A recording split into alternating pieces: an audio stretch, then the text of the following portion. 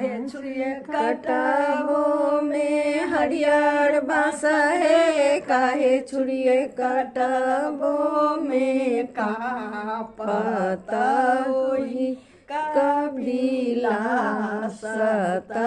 ओही कबिलास छुड़िए काटबो में हरियर बाँस है, रूपे छुड़िए काटबो में का पता ओही कबिलास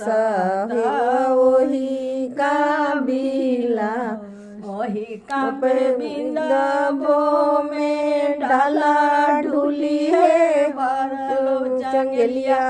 केरा फूल ओही कबिलास ओही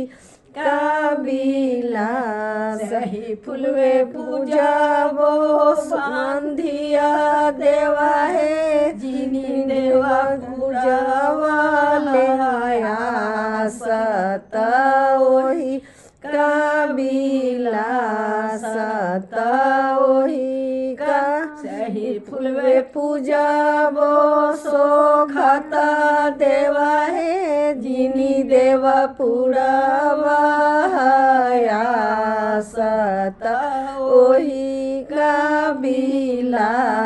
ओही फुलवे पूजाबो सभे देवा है, जिनी देवा पुरावा सत